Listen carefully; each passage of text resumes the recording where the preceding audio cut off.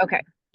So what I'm going to do is I'm going to share my screen, and I'm going to share my screen with the document that I just shared with you. So can everyone see my Google Doc that says offer practice? Yes. Yeah. Okay, great. So last week we started working on this property, and it's a 2-bed, 2-bath house in Mequon. And back at the time, it was not under contract, but it did go under contract in the last week, but that's okay. Doesn't matter for our practice. So here's the MLS information if you guys want to click on it in your PDF, and you can pull it up in MLS. But at the end of the day, like our scenario here is with our buyers, John and Jane Doe. They signed the buyer agency with us on May 7th. So they're clients, officially clients. They want all the inclusions that are being offered in MLS, which weren't a lot. It actually just said like lower level refrigerator and window treatments. But when we looked at the photos in MLS, we could see that there were actually like appliances in the home. So for our practice purposes, we want it all. And in real life, if that's all that you would have seen in MLS, I would be picking up the phone and I would call the listing agent to confirm that, hey, we want to add these in as inclusions. Was that just an oversight in MLS? But this is what's going to come over in our offer. Our buyers have to close on or after July 1st. Now, this isn't competitive offer writing. This is just good old offer practice. So back last week, the offer price was $425. Now it's dropped. We're going to keep it at $425. They have 2% for earnest money ready to go. They do want to have a home inspection. And this item here in red is something new from last week. So last week, we only got through the offer document. This week, we'll quickly go through that so you can see how it was filled in. But we're going to focus the majority of our time today on Addendum A and Addendum AC. So additional documents to the offer. So our buyers want to have a home inspection. They're willing to give the seller the right to cure, and they've got a little bit of money to help with some repairs. So that's going to be important to know as we fill out one of our addendums. Then they don't care about the radon. They will be getting a mortgage. They are pre-approved with Cream City, but they are going to have an appraisal contingency, and they're willing to give the seller the right to cure. But if in the event the house doesn't appraise at 425, they're willing to cover up to $5,000 in an appraisal gap. They will be getting financing. They're pre-approved for larger than what they're purchasing, so that's good. They're going to put 10% down. And for our practice, we are assuming a 7.25 interest rate. Something, and the reason why I picked this property is because it does have a private well, but it's on municipal sewer. So our buyers do want to have the well and the water tested at the seller's expense. And another thing at the time, I don't know if this is still up in MLS, but the seller was willing to give an offer, a home warranty. So that's something that our buyers want to take advantage of. Okay. So this was it in a nutshell. Again, the only thing that's changed since last week's practice was that we're going to use Addendum AC because now we know that our buyers have a little bit of money for inspections and a little bit of money for an appraisal gap. So what I'm going to do, and this isn't zip form training, remember that too. Like we're just going to go right through. So I'm going to open up zip forms, and we already have a thing in place, a transaction in place. And what I'm going to show you is we were able to complete last week the offer to purchase. So I'm just going to go through this quickly. Can you guys see this okay? Mm-hmm. Okay. So I'll probably just update this. So now this is May 29th. Our buyers are John and Jane Doe. This is the address for the home. It's in the city of Mequon and County Ozaki. Our offer price was $425. And here's where we put all of our inclusions that we wanted. So again, it was what was included in MLS, which was the lower level fridge and window treatments. But then we looked at the pictures and noticed that there was an oven and a range, a fridge, a microwave, and a washer and dryer. So we added those to our offer as well. I'm still only seeing the offer practice document. Is Yeah, everyone me else? too. Yeah, we're not seeing Okay, please forms. hold, please hold, Okay. please hold.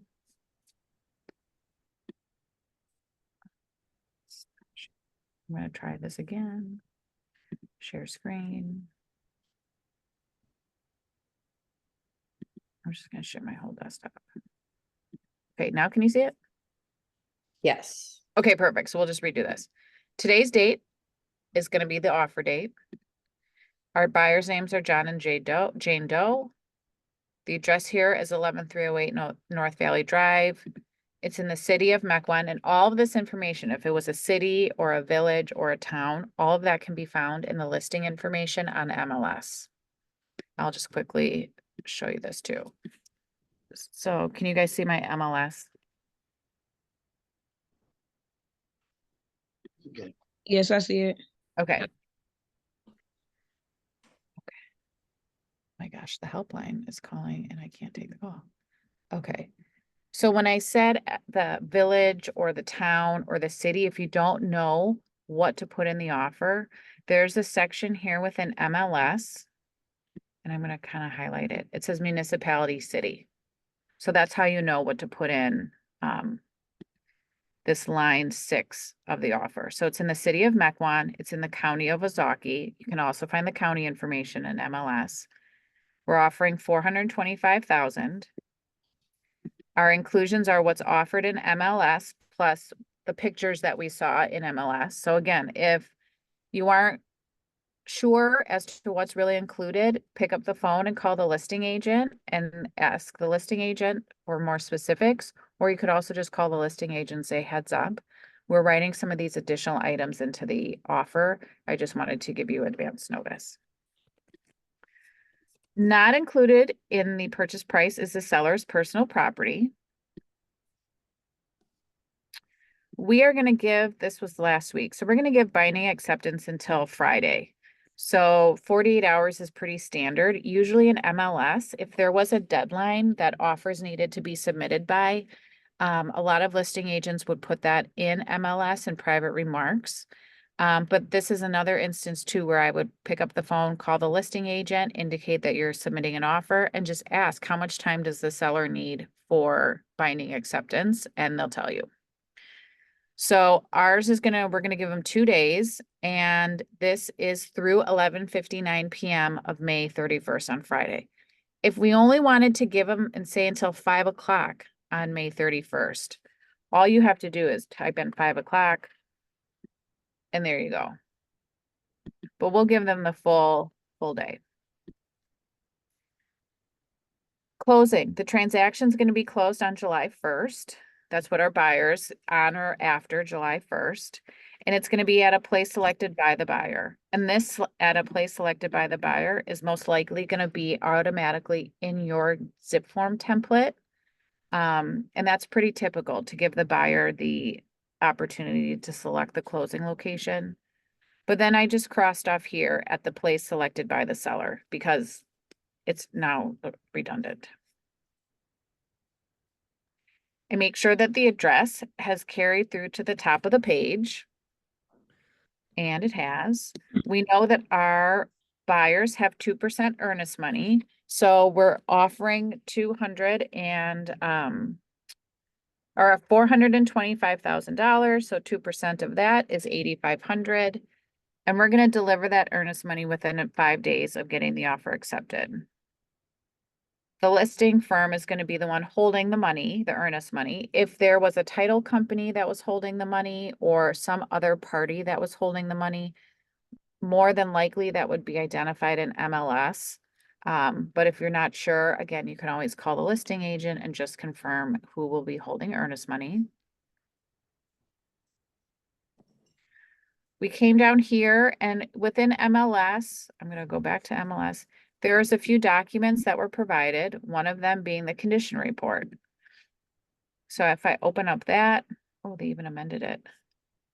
The condition report was dated on May 7th by the seller. So that is the date that I am putting in our offer. meaning the seller has provided a condition report to the buyer. Doesn't mean the buyer accepts everything that's in the condition report, but the buyer is acknowledging that the seller provided a condition report and that report was dated May 7th. If there wasn't a condition report on hand, you would leave that blank, right? Or if the seller refused to fill out a condition report, maybe it was an estate or a personal representative was selling it on behalf of the seller, they might not have to fill out a condition report because they didn't live in the home. So there wouldn't be anything on this line for you to fill out, but they would have filled out an additional document indicating their refusal of completing it, but you don't have to put anything here. I'm going to quickly go through, not even touch upon anything on page 3. So it's because these are all definitions. It's really important. Like when we say practice, it's okay to spend time literally just reading the offer section by section. So many answers to questions are right there in the offer. You just have to familiarize yourself with them. And over time, as you continue practicing and you continue writing offers and reviewing offers, you're going to know this a lot better than what you do now. So don't feel like it's never going to get easier. It will. You just have to spend the time reading and practicing. So I'm not going to go through what those definitions were on page 4. But here we have our inspection. Our buyers want to have a home inspection, so we marked box 193. And we are having 10 days to satisfy this deadline or this contingency, meaning we're going to have the home inspection done within 10 days. We're going to have any follow-up inspections that need to be done per the home inspector's recommendation. And if we're going to be negotiating any repairs, like this all has to happen within this deadline, this 10 days. This does not mean you just have to have the home inspection completed in 10 days. This means you got to have everything done in 10 days. So you work fast and furiously within those first few days after getting the offer accepted to really get folks into the home and doing all the necessary inspections. Our buyers are giving the seller the right to cure. So we've struck out shall not. So seller shall have the right to cure defects. And within 2 days, so we're going to be having a lot of conversations with the listing agent if we have a home inspection. We're going to be updating them on how things are going. We'll be updating them on any additional tests that have to be done. We'll also be letting them know too, hey, this is where some defects are coming into play. And we're thinking like, would your seller be willing to fix A, or would your seller be willing to credit us X amount of money? So by the time you actually deliver this notice or an amendment stating what is going to be repaired, you should have had some conversations with the listing agent and it shouldn't be a surprise. So therefore, I'm adjusting the number of days we're giving the seller to officially make their decision. If we leave it blank, it's 10 days. That's too long. Let's only give them 2. The buyer didn't want a radon test, so this contingency is not applicable. So anytime you put or you don't have a section in the offer that is going to be included, always put NA, don't leave the box blank. We're going to skip past this section because that was pertaining to the radon test and we're not dealing with that. But here's financing. So we know that our buyers are going to be getting a loan with Cream City Mortgage. So we've checked the box in line 248 indicating this offer is contingent on the buyer getting a loan commitment. We're getting a 30-year conventional loan. If you were getting a 15-year loan, a VA loan, an FHA loan, you just type that in, right? Like you just would put whatever loan type is here. But for our practice purposes, it's a 30-year conventional. And we are giving ourselves 25 days after the acceptance of the offer to deliver that loan commitment. So 25 days is actually not as fast as it used to be.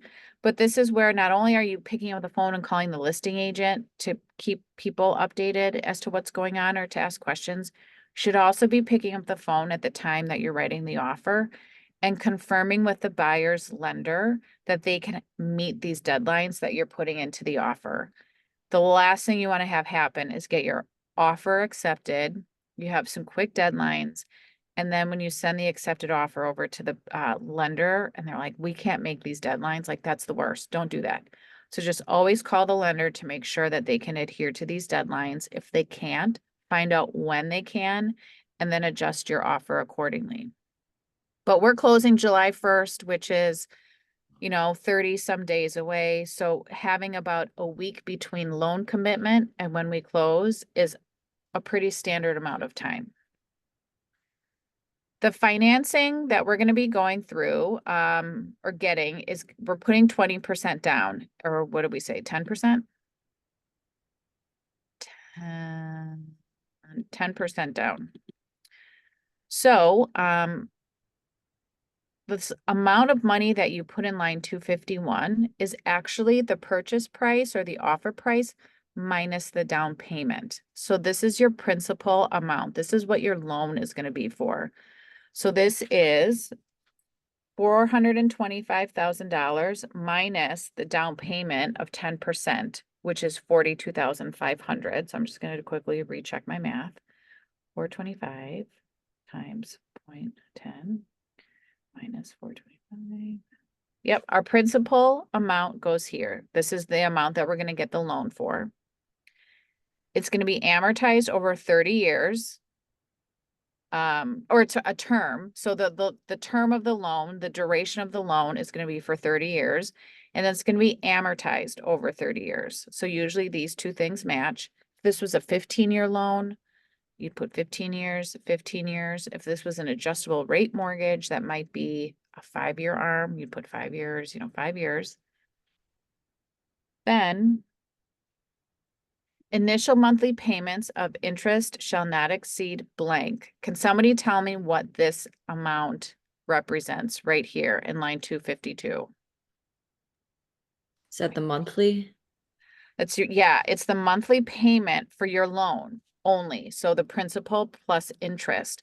A lot of buyers will see this number when they're reviewing the offer and think, oh my God, that's like so cheap. That's less than what I thought. But that amount of money does not include any taxes, property taxes, or any homeowner's insurance or like PMI. So it indicates right here, the initial monthly payments of principal and interest shall not exceed $2,609. Buyer acknowledges that the lender's required monthly payments may also include a 1/12 of the net annual real estate taxes, hazard insurance premiums, PMI, etc. So this is really just their loan amount. If the buyer was buying points, meaning they were going to buy points down on their loan, we aren't really seeing that too much right now. That's where they would be putting the amount of points that they would be buying. But for our purposes, we're not dealing with that. We have a fixed rate, meaning our interest rate is going to be the same across the 30-year loan term date. And for our practice purposes, we use 7 1/4. Now I'm going down. If this was getting seller financed, meaning the seller was going to help the buyer with financing, we don't see that right now, right? This is where we would be checking the box X, but because it doesn't matter to us in this test or in this practice, we're putting NA. If say our buyers were actually cash buyers, we wouldn't have filled out that financing section. We would have checked the box as NA, not applicable. And we would have instead focused on this section. So if the offer is not contingent on financing, so meaning they're going to be cash, within blank days after acceptance, the buyer has to deliver like a proof of funds. Meaning they have to show that they have the cash on hand in the amount necessary. That's online, whatever line it is, the $425,000, they have to be able to show that they have that money. You in a market right now that is so competitive, you should not be waiting 7 days if you're a cash buyer to provide that proof of funds.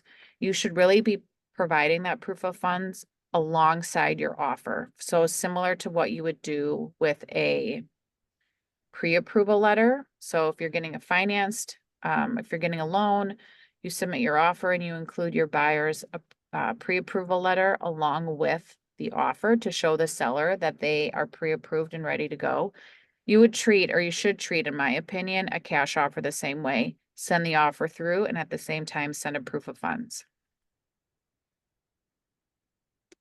We know that our buyers want to have an appraisal contingency. So because they are getting a loan, the lender is going to require an appraisal regardless. But what this appraisal contingency means is if the home comes back and it appraises at a value lower than what we're offering. So in our example, we're offering 425. Say the home appraises at 410. There's a $15,000 difference. We are giving our seller then the right to cure the appraisal, meaning we are going to be asking the seller, or we're going to be negotiating with the seller to come down on price to meet that appraisal contingency or that appraised amount. But we'll see in the next document or in 2 documents that we're going to use.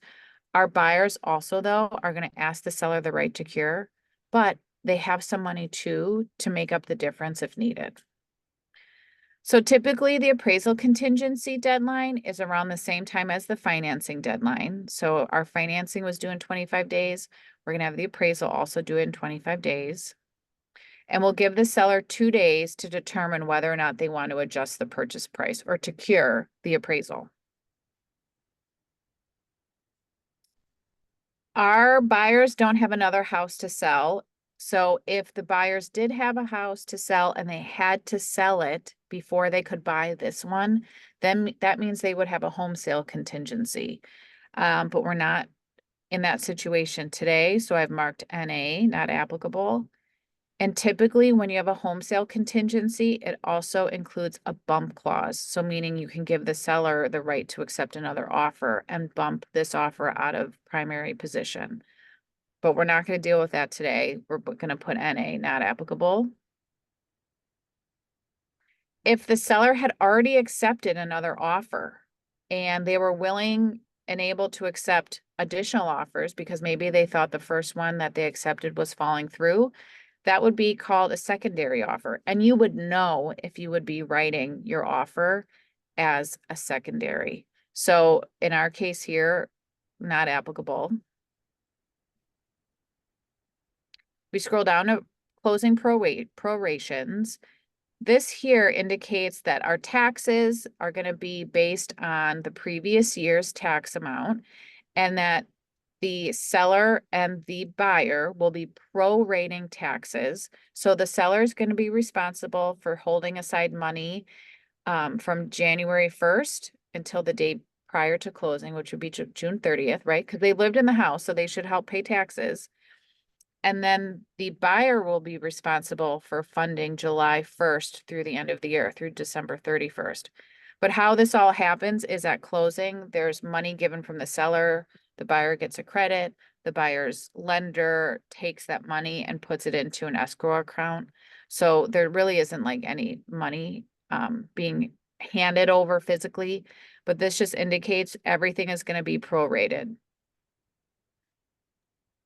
So a bunch of definitions about title and what title means and what and who is responsible for purchasing title insurance. That usually falls on the seller. So make sure you familiarize yourself with this section. This isn't a leased property. It's not an investment property. It's not a 2-family unit where one side might be leased. So we're going to be keeping all of the stuff blank here.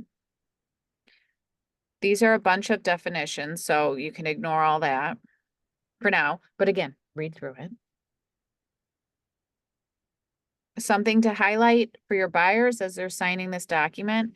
The seller has to maintain the house in the same condition that the buyer saw it in on the date of the offer, minus normal wear and tear. So if there is any property damage between acceptance and closing, if that damage is less than 5% of the purchase price, so this is all outlined here. If the damage is less than 5%, the seller just has to notify the buyer. this was damaged, the seller's responsible for fixing it prior to closing. Now, if the damage exceeds 5%, so maybe there was a bad storm and a tree fell through the roof, and the seller has to promptly notify the buyer. And in that instance, the buyer actually has the opportunity to get out of the deal if the damage exceeds 5%. So just something to make sure that you cover off with your buyers as they're reviewing. They are obligated and they can have a closing or a pre-closing walkthrough, a final walkthrough within 3 days prior to closing to make sure any repairs have been made. The home is still in the condition that they saw it in. I'm going to keep on scrolling down. And then we're at the bottom of the offer. So if there were anything that you wanted to specifically call out, like it's a cash offer, I would probably add to these blank lines, like this is a cash offer. If there were any specifics around the home inspection that you wanted to put in, like home inspection to also include a basement inspection, like put everything as clearly written as possible in these additional blank lines. But in our templates, this is, I think, for every office, this is automatically in here, meaning if a contingency deadline like financing or an appraisal or a home inspection falls on a Saturday, Sunday, federal or state holiday, that deadline can automatically be extended to the next business day. The only time that is not acceptable is for binding acceptance, meaning at any day, Christmas, Easter, New Year's, whatever, it doesn't matter. Binding acceptance can happen on any day of the year. Now we're going to go down in terms of how is this information or how are the documents going to be delivered. Usually they're either by email or we also just put here by in person. So maybe I was dropping things off at the listing agent. So I put who the listing agent is here for the seller. I put my information here as the buyer's agent. And then same thing down here for email.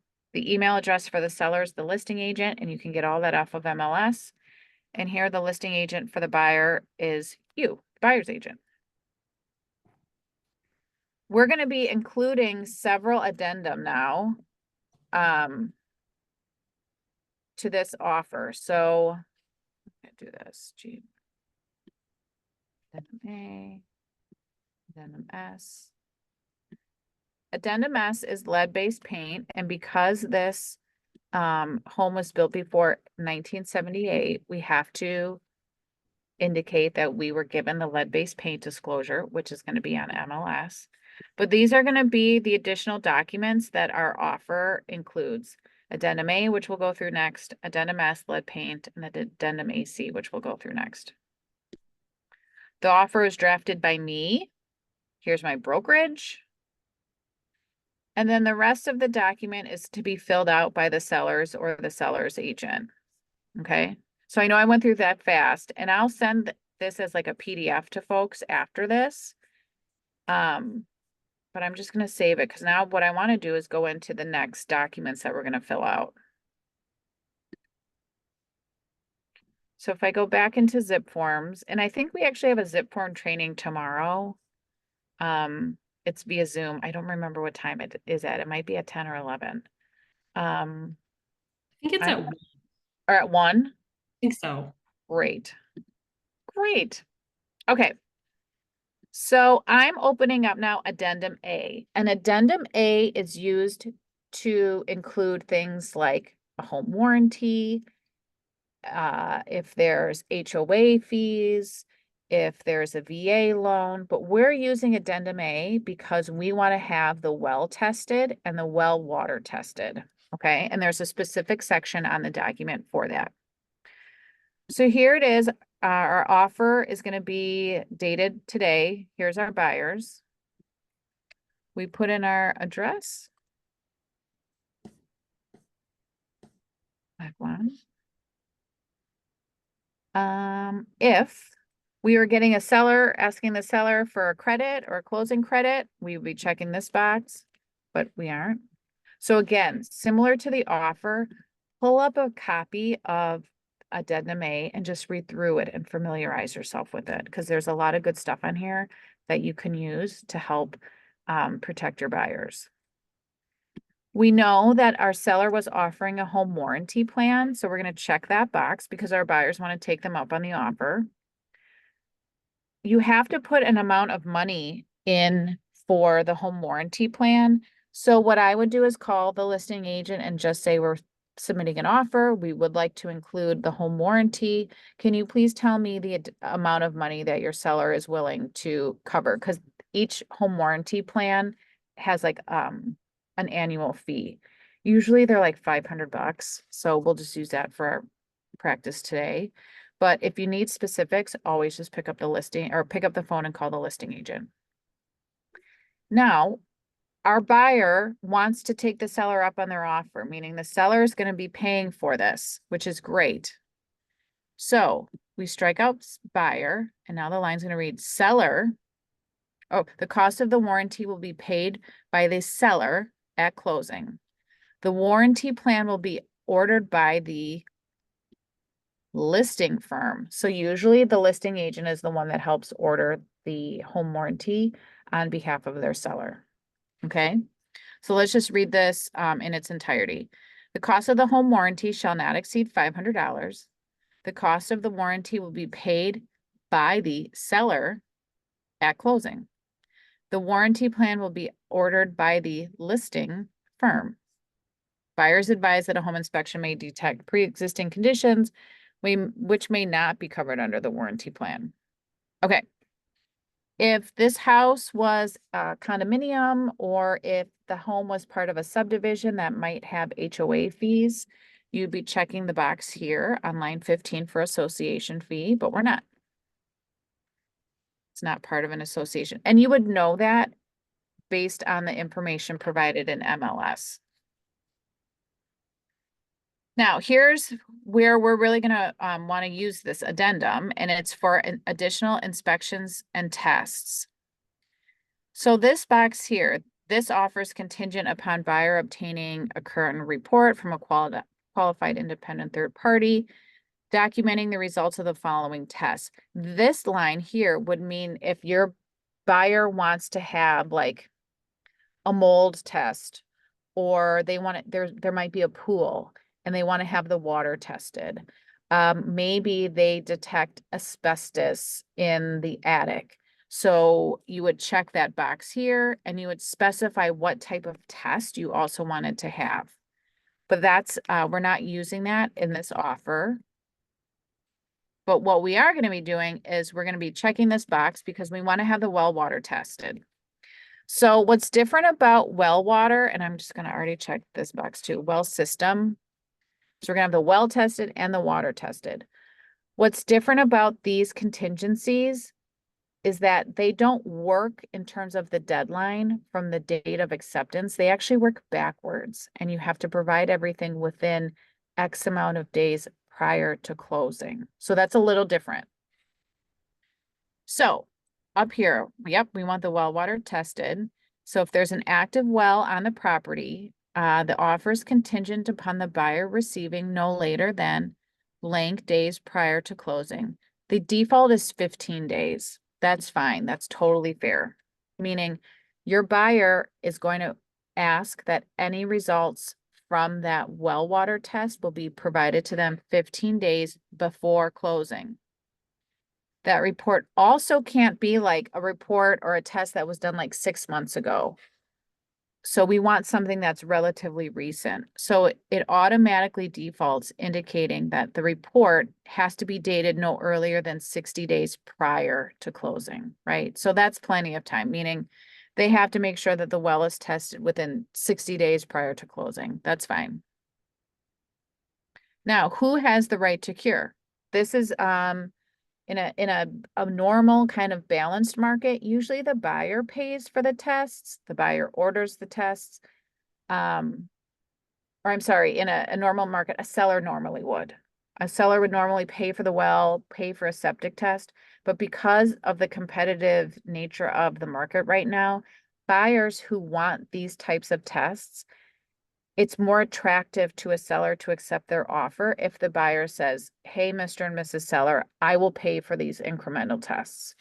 So we're going to say for our practice today that the buyer is going to be paying for this. So the buyer shall be responsible for obtaining the reports, including all costs, and agrees promptly to promptly provide copies of all reports to the other party. So typically the buyer's agent can help set up these tests. The buyer will be the one that receives the invoice to pay. The buyer will also be the one then that gets the report. It's up to the buyer's agent then to deliver that report to the seller, to the listing agent, so the seller has a copy. Similar to, oh, is there a question? Nope. Okay. Similar to other contingencies, we have a right to cure. And in a competitive market, I still am seeing that people are giving the sellers the right to cure. Even in a non-competitive market, usually you give the seller the right to cure on this. So if something comes up and the water is not passing the test, the seller shall have the right to cure. Okay. Now, we're also not only getting the water tested, we're going to have the well tested as well. So this section here is very similar to what we just saw above. So if there is an active well on the property, the offer is contingent upon the buyer receiving no later than, again, similar to the last section. This is all about the number of days. The deadline is the number of days from closing versus binding acceptance. So we're going to ask that they turn over a report within 15 days prior to close. The report can't be older than 60 days because we don't want something that was done last year. We want something that's relatively recent. And again, in this market right now, what we're seeing is the buyer is responsible for obtaining the reports, including all costs, and we're still seeing the seller shall have the right to cure. Moving then down the offer, if there was a septic system, a mound system, a holding tank, and so a private sanitary system that your buyers wanted to have tested, you would be filling this out as well. And this is very similar in terms of the deadlines and the report dates and who pays for the costs. It's very similar to the sections above, the well system and well water test. So familiarize yourself with that.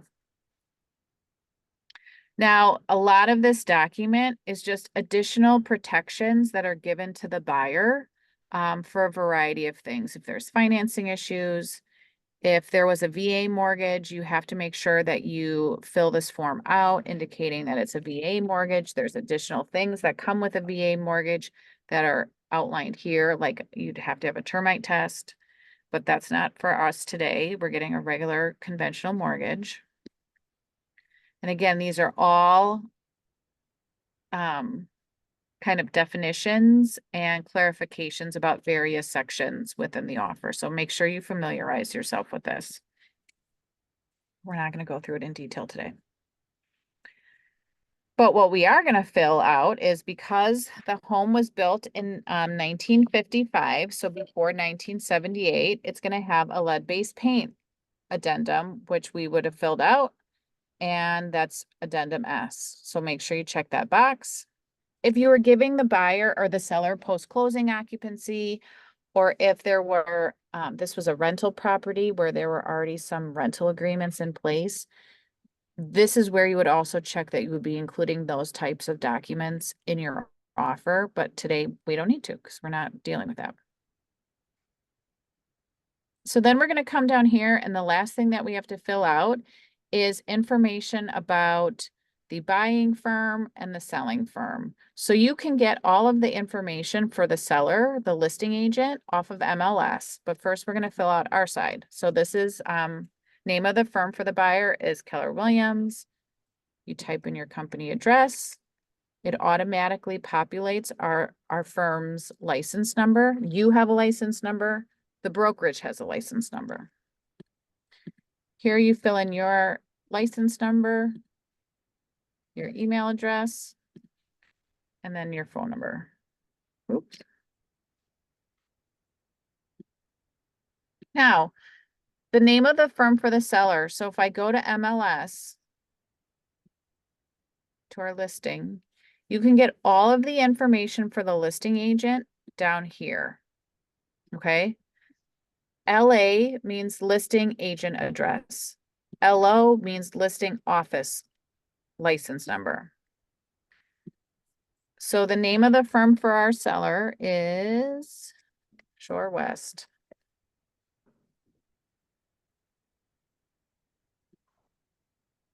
The company address, so I'm pulling this off of MLS, 1296 Summit Ave.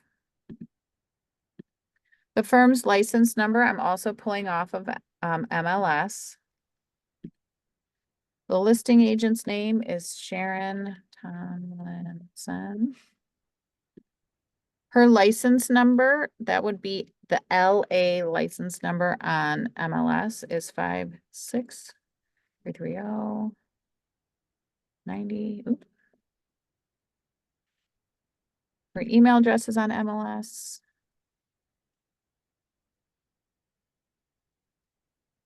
And her phone number is on MLS.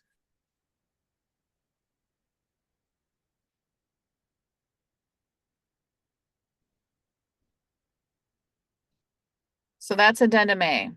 I kind of went through that quickly. Does anybody have questions before we go to the last document that we're going to do? And that's addendum AC. Again, I'll send you guys copies of this, PDFs of the completed version, so you can use it to like practice. Okay, no questions. We're going to go now to addendum AC. An addendum AC is actually a newer document, and it's comprised of 3 sections. If your buyer is having an inspection and your buyer is willing to cover some initial costs of repairs coming out of that section or the inspection, this is the section that we would fill out. If your buyer was willing to cover a part of the appraisal gap, if the home doesn't appraise, this is the section you would fill out. And then the last section of this document is escalation clause, meaning if your buyer is offering X amount of money, but if another offer comes in higher, your buyer would be willing to increase their offer price to a maximum amount to be still remain competitive. So for today's practice, we know that our buyers have some money to help with an inspection contingency, and they also have money to help with an appraisal gap. So we're only going to be filling out those 2 sections today. We don't have to worry about the escalation clause. So our document here has already been filled in, but just make sure that everything is correct with the date, the buyer's names, and then the address. So here we go, inspection contingency. So I'm going to read through this. The buyer agrees not to submit any notice of defects or an amendment for repairs, replacement, or credit, or they're not going to ask for a price reduction unless the cumulative estimated cost to repair the defects identified in the inspection exceeds, and we know our buyers have $1,000. So what does this mean? This means if the home inspector comes back and says, the only defect that I found in the home is that 2 outlets need GFCI updates. That maybe is $50. You can't go back to the seller and say, hey, Mr. and Mrs. Seller, we want the GFCI units fixed per the home inspection report, because that total amount is less than $1,000. So this means that your buyer is willing to take on any of the repairs after closing if the repairs are less than $1,000. If the repairs, and it can be cumulative, if the repairs total more than $1,000, say the home inspector comes back and says, hey guys, this needs a new roof. You get the roof company to come in and give you an estimate, and that estimate is $12,000. Well, that exceeds $1,000. So at that point, if the seller has the right to cure defects, the buyer can deliver that notice and the seller can elect to cure only to the balance. So the remaining balance of the items for which the cumulative cost to repair or replace exceeds this amount. So in our example, if the roof needs to be replaced and we get a roof estimate for $10,000, we've got a $9,000 difference, right? Our buyers are willing to take on $1,000, but we still have $9,000 in repairs that need to be made. Then we can deliver, and we can create an amendment if the seller is willing to do it, to cure for the balance of the items. Okay? Any estimates? So if the home inspector indicates that we need to have an additional party come in and look at the roof or look at the basement, this is where this section in the document comes up. Any estimates for repair or replacement. So some companies might charge buyers to come out there and provide an estimate. Like HVAC companies, I think, are starting to do that more often. If there's estimates that need to be obtained from an independent qualified professional, those are going to be selected by the buyer. The seller agrees to give access to the buyer and those people to get the estimate. So the seller saying, okay, I'm giving you access to the home. The buyer shall pay any costs associated with getting those estimates. Is everyone following so far? Mhm. Okay, cool. Yes.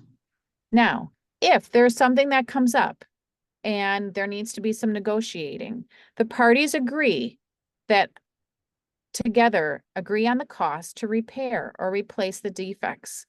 The estimates obtained or agreed upon are utilized only for execution of this provision and do not affect any seller's right to cure unless specifically agreed in writing. So for example, our roofing guy came in and said it's going to cost $10,000. Say we had ABC Roofing Company come in and give us that estimate. If your buyer wants the seller to cure, meaning they want to have the roof replaced by ABC Roofing Company, that would have to be specified in an amendment, getting both parties to agree and to sign. Otherwise, like, the estimates are just estimates, right? Now, you can give the seller the right to also obtain estimates. In a competitive market, I would probably check this box, meaning, yeah, Mr. and Mrs. Seller, we're going to be going out and getting estimates, but if you want to get estimates as well, that's fine. And a seller might want to do that because they don't necessarily want to take one estimate at what it's worth, right? Like they maybe want to have some options. So this indicates we're giving the seller the right to get the estimates, and the seller has to deliver the estimates on time. This indicates if we're running into timing issues, right? Like the home inspection is where deals usually fall through, and the home inspection usually can take longer than people anticipate because you've got to get people in there to look at the house, you've got to negotiate. So if we're running into timing challenges, if we check this box, which I would check the box to protect your buyer, either party can extend that original deadline for the inspection contingency by blank days to allow for follow-ups and getting estimates. All either party has to do in order to extend it officially is by delivering a notice indicating that the expiration date has moved. I would probably not give 5 days extension. I would probably do like 2. Everyone tracking so far? Mhm. Cool. Okay. And then the last section that's important to us in this document is the appraisal gap. So we know that our buyers have, if the home doesn't appraise, we're going to have an appraisal contingency, and we're giving the buyer or the seller the right to cure the appraisal.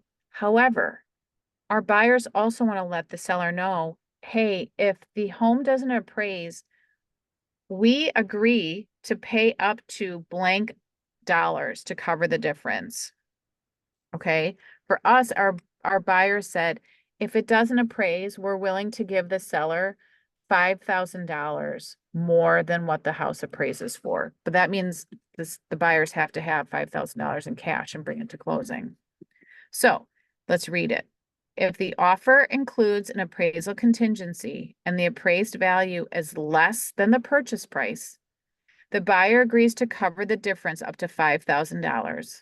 Buyer hereby represents that the buyer has enough funds to cover the gap and the amount financed in the financing commitment contingency. Buyer is hereby prohibited from sending a notice objecting to the appraised value unless the appraised value is lower than the purchase price minus the appraisal gap. So let's use a quick example.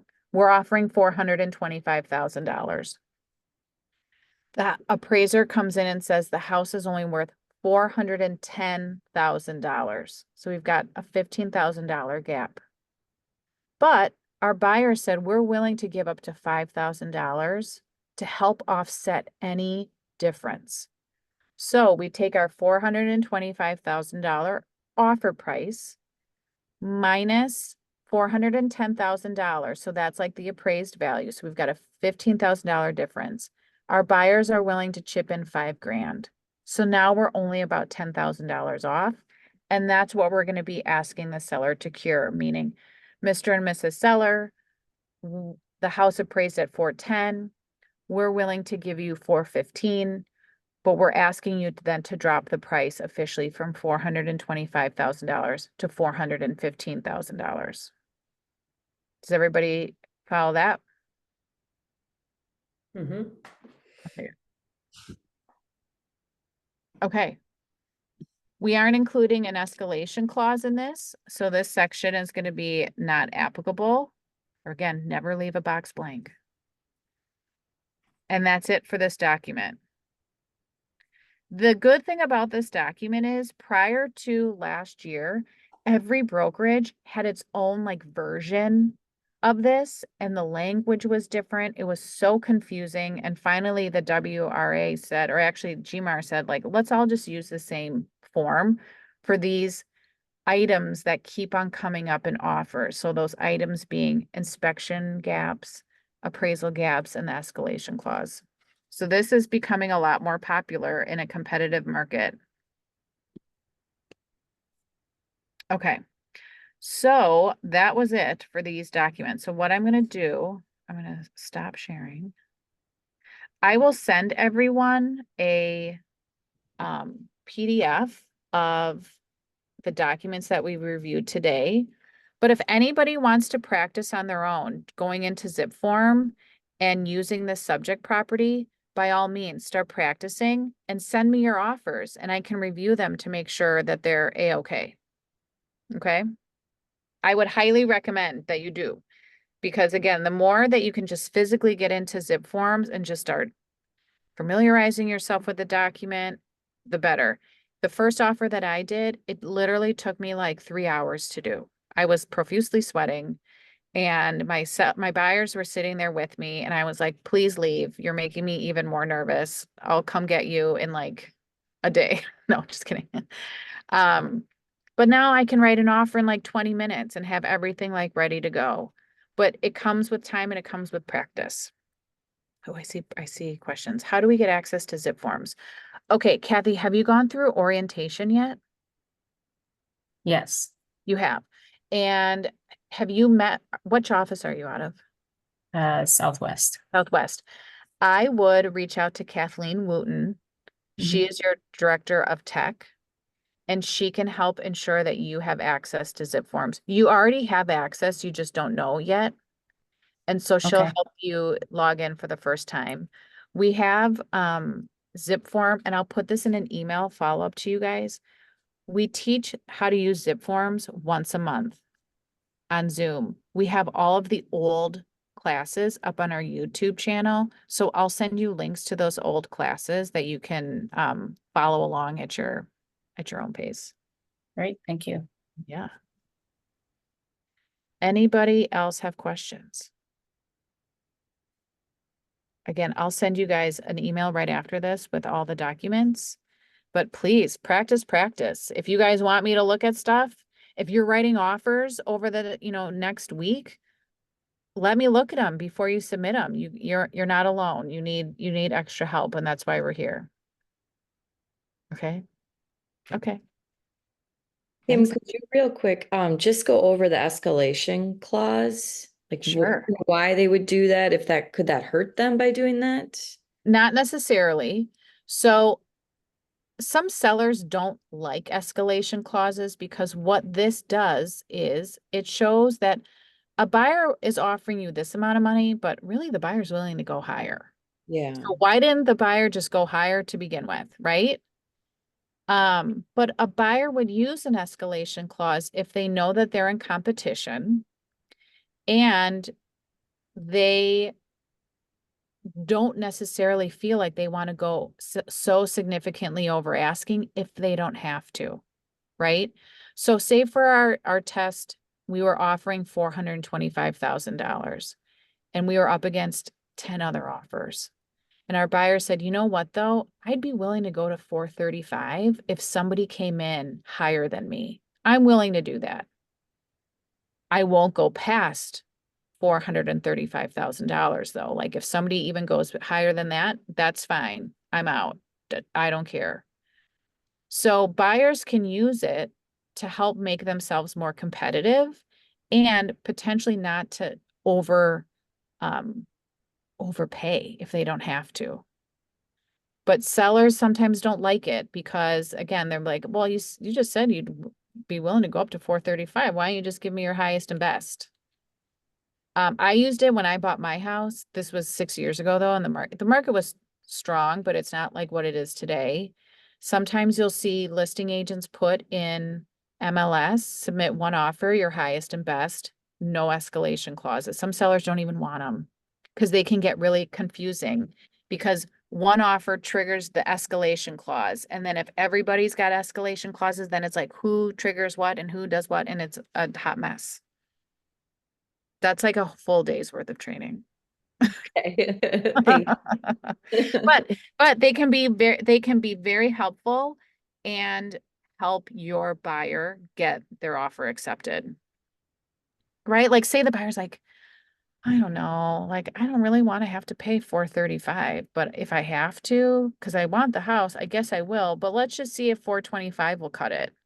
Now, if the seller has received another offer that is for say $426,000, that's when the escalation clause would go into effect. If the seller chooses to use it, a seller doesn't automatically have to put the escalation clause in place. It's up to them if they want to utilize it. If your buyer ends up getting the home and it's the escalation clause was used and they did have to pay a higher amount of money, the seller is responsible for providing directly to the buyer a redacted form or redacted version of the offer that triggered the escalation. Meaning they have to show proof that somebody else offered more money and that's why your escalation clause was put into place. So it's not just like some willy-nilly. They actually have to show proof. Okay, that sounds good. Thank you. Yeah, it's fun time. Okay. Well, I hope this was at least a little bit helpful. Again, it's so fast, I know. But if anyone wants to do extra offer practice, like I'm here, let me know and we can do stuff together. That's why we're here. The more you can do it, the better. Thank you. Okay. Thank you. Thank you. Bye, ladies. Go get them. Thank you. Good one. Bye. Thanks.